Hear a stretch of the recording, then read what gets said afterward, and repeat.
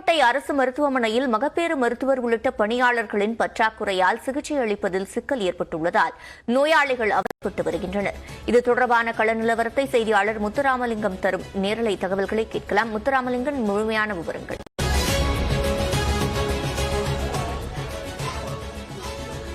சிவரஞ்சனி சிவகங்கை மாவட்டம் தேவகோட்டை அரசு மருத்துவமனைங்கிறது தாலுகா தலைமை மருத்துவமனையாக செயல்படுகிறது.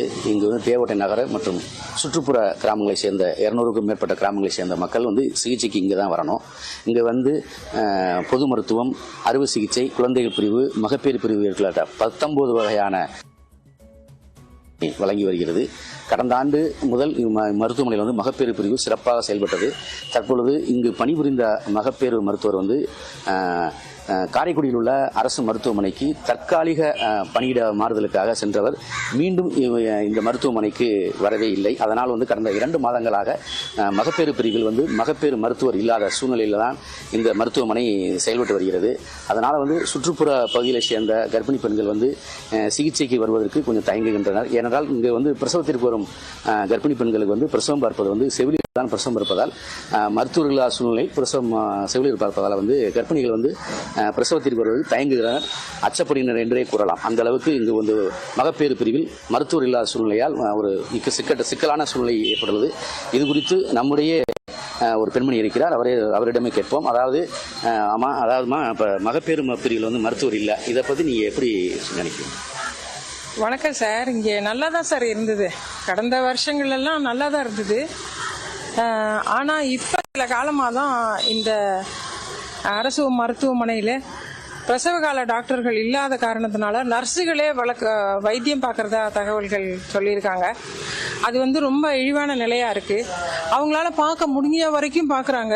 முடியாத பட்சத்தில் திடீர்னு அவங்க ஆம்புலன்ஸை வச்சு காரைக்குடியோ சிவகங்கையோ அனுப்புகிறாங்க சார். அப்படிங்கும்போது இந்த கர்ப்பிணி பெண்களோட அம்மா, தாய், தகப்பன் மற்றும் இவங்க சொந்தக்காரவங்க எல்லாரும் ஒரு ஒரு ஒரு நிலைக்கு தள்ளப்படுறாங்க சார். சரின்னா ஒரு பிரசவம் பார்க்கறதுக்கு ஒரு பிரைவேட் மருத்துவமனைக்கு போகலாங்கிற முடிவை சடன் எடுத்து அதுக்கப்புறம் அதுக்காக ஒரு கந்துவட்டிக்காவது கடன் வாங்கி இந்த காப்பாற்றிடுவோங்கிற சூழ்நிலைக்கு தள்ளப்பட்டு அவங்களாம் ரொம்ப ரொம்ப ரொம்ப மன வருத்ததும் உடம்பு வருத்தம், ஒரு பிளான் இல்லாத ஒரு செயல்களை செய்ய வேண்டியதுனால 2 வருஷம் வாழ்க்கையில் அவங்க பின்னுக்கு போயிடுறாங்க சார். 1 லட்சம் ரூபாயும் அவங்கள்ட்ட இல்லை சார்.